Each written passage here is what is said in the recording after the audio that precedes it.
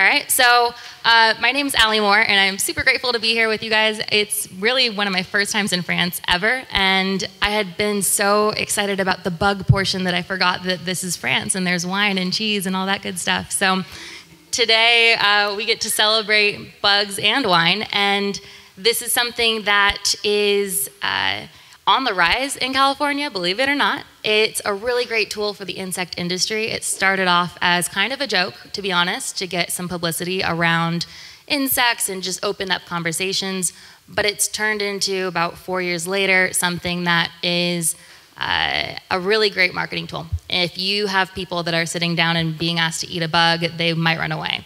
If you are telling them that they're going to a wine pairing, they suddenly take off their scared hat.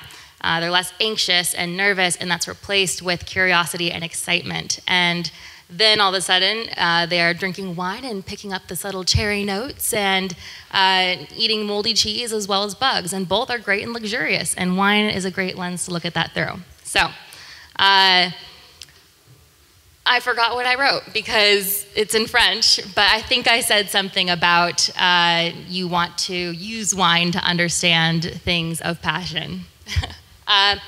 It's a great view to take life through, with bugs and wine in particular. So we are working right now with a couple institutions in the United States to collect data on what different insects taste like. I think that a lot of chefs are curious about working with bugs, but they don't know what a termite tastes like, or what a mealworm tastes like, or what a sago grub tastes like.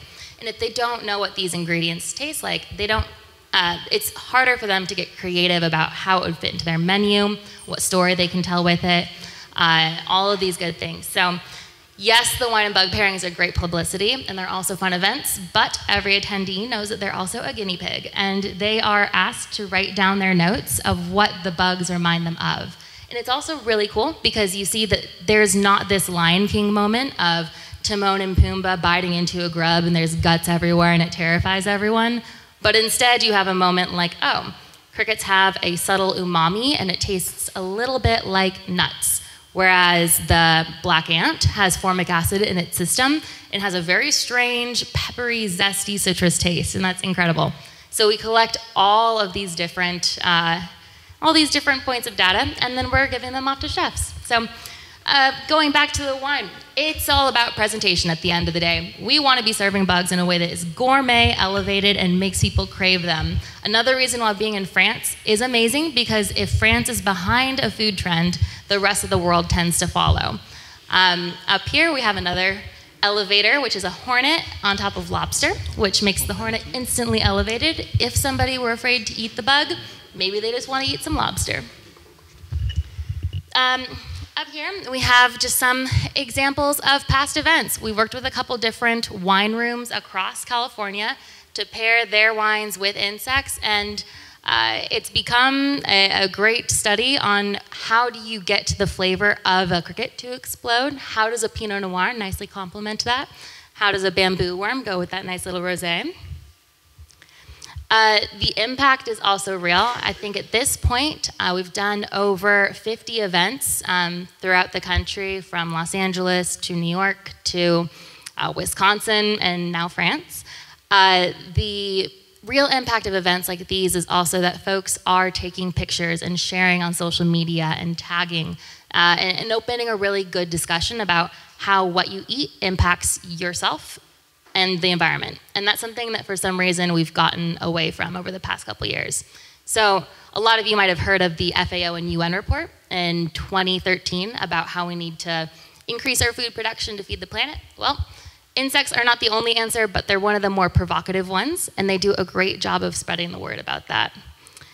So today we will be going through and pairing different wines with insect dishes. The winemakers will be introducing their wines, and then we'll be talking a little bit about why that bug and the dish's flavor complement the wine nicely, and vice versa. This is an example of some wine pairings I've done in the past. You have a bubbly wine that goes with any snacks. The bubbles lift the natural oils from these products. In the past, I've done flavors like a Sauv Blanc with ants because their nice acidity, it pairs and matches well.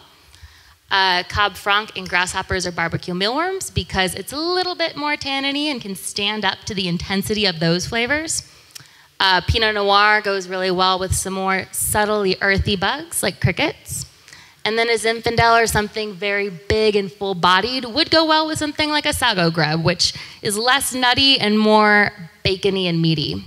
So this is just a very brief overview about why wine and bugs, and I'm going to stop here and ask for questions. Thank you. Thank you very much, Ali.